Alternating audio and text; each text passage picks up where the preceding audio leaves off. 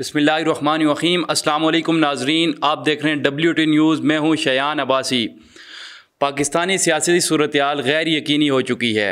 पाकिस्तान की सियासत एंटी इमरान खान और प्रो इमरान खान के गिर्द घूम रही है।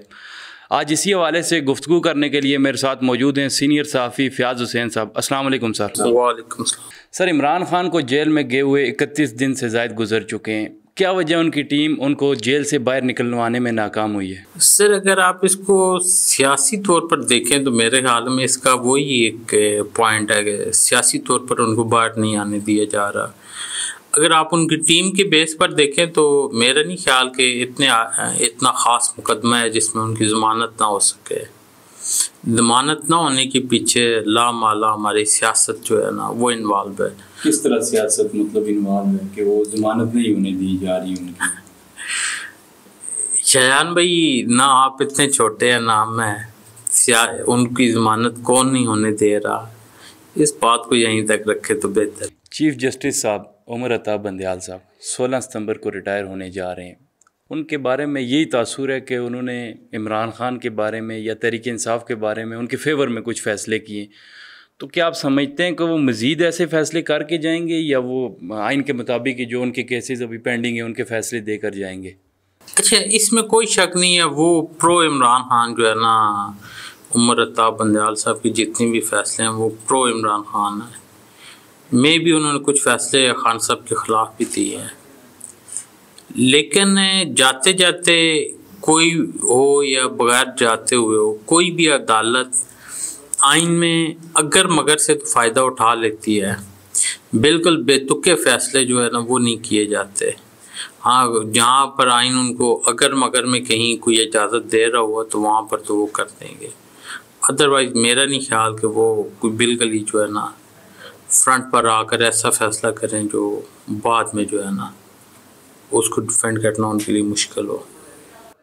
किसी भी मुल्क का चीफ जस्टिस अहम तरीन आइनी ओहदा होता है, तो क्या आप समझते हैं कि ये जमहूरियत के लिए अच्छा शगुन नहीं है कि चीफ जस्टिस ऑफ पाकिस्तान के बारे में ये तासुर हो कि ये एक जमात का एंटी है या दूसरी जमात का प्रो है? सर, हमारे मुल्क की ये बदकिस्मती है, यहाँ पर जितनी भी हम लोग हैं या मसलक के साथ जुड़े हुए हैं या सियासी जमातों के साथ जुड़े हुए हैं, उमर अता बंदयाल साहब इनकी फैमिली जो है ना वो ऑलरेडी PTI के मेंबर्स हैं, तो लामाला उनके ऊपर ये छाप तो आनी है। और कुछ उनके फ़ैसले जो हैं वो PTI को जो है ना उन्होंने जो रिलीफ दिए हैं, मे भी उन्होंने रिलीफ ठीक दिए हों, लेकिन उनके साथ जो ये PTI की एक छाप सी चल रही है ना, तो इसमें वो लामाला उस तरफ कहानी जाती है। इनके जाने के बाद, उमर अता बंदयाल साहब के जाने के बाद जो चीफ जस्टिस आ रहे हैं उनके बारे में यही है कि वो PDM के प्रो हैं, इमरान खान के एंटी हैं।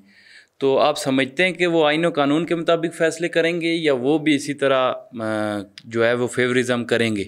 उनका जो ट्रैक रिकॉर्ड है उसको सामने रखा हिसाब से देखा जाए तो मेरा नहीं ख्याल कि कोई भी चीफ जस्टिस हो या आम सिंपल सुप्रीम कोर्ट का जज हो तो वो आइन और कानून से हटकर कोई फ़ैसला करता है।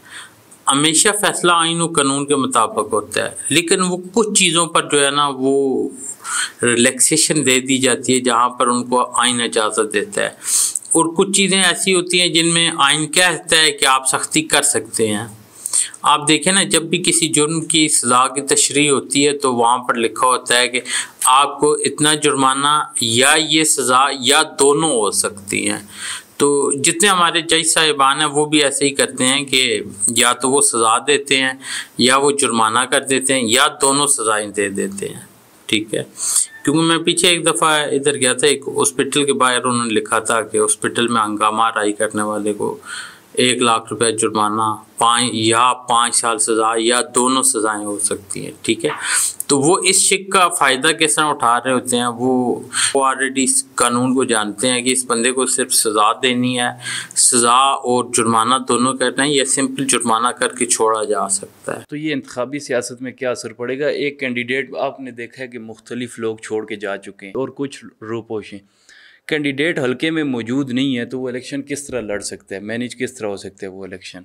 अच्छा, अगर हम इसको देखें ना, ओवरऑल किसी भी पार्टी में जो पार्टी का ज़ाती वोट होता है वो 5% से लेकर तकरीबन जो है ना 10, 15, 20% तक होता है। ओवरऑल अगर आप इस सर्वे के हिसाब से देखें तो पीटीआई का जो ज़ाती वोट है वो तकरीबन 40 से 50% ज़ाती वोट है, बाकी जो वोट है वो उन उम्मीदवारों का है। तो इस हिसाब से अगर उम्मीदवार खुद सामने ना आया तो उसका भी बहुत बड़ा फ़र्क पड़ेगा, और जो उम्मीदवार छोड़ कर जा रहे हैं उससे भी इंतखाबी सियासत में जो है ना पीटीआई बहुत पीछे रह जाएगी। अगर मौजूदा कंडीशन में इलेक्शन होते हैं तो इसमें आप ये कह सकते हैं कि अगर तो ये सदारती निज़ाम होता या पार्टी बेस ही इलेक्शन हो तो शायद खान साहब बहुत अच्छा फिर भी परफॉर्म कर सकें, लेकिन क्योंकि इसमें आप दड़ेबंदी और ये चीज़ें जैसे जैसे शामिल होंगी, हम शहरी हल्के से बाहर निकलते हैं तो आपको पता चलता है कि यार वहाँ पर तो दड़े जो है वो आज भी स्ट्रांग है। तो आपके ओवरऑल कुछ 70 से 80 सीटें ऐसी हैं जो आपकी पार्टी के ब्याह पे चल रही होती हैं, बाकी आपकी 200 के करीब सीटें जो है ना वो ऐसी हैं जो पार्टी नहीं, जिनमें आपको उम्मीदवार भी मजबूत होना बहुत ज़्यादा लाजम है। तो अब इमरान खान साहब के पास कितने मजबूत उम्मीदवार मैदान में उतरेंगे, ये भी एक सवालिया निशान है। ये जब इलेक्शन अनाउंस होंगे फिर पता चलेगा। ये थे फ़याज़ हुसैन साहब, जिन्होंने मौजूदा सियासी सूरत हाल पर बेहतरीन तज़िया पेश किया। अपने मेज़बान शयान अब्बासी को दीजिए इजाज़त। अल्लाह हाफिज़।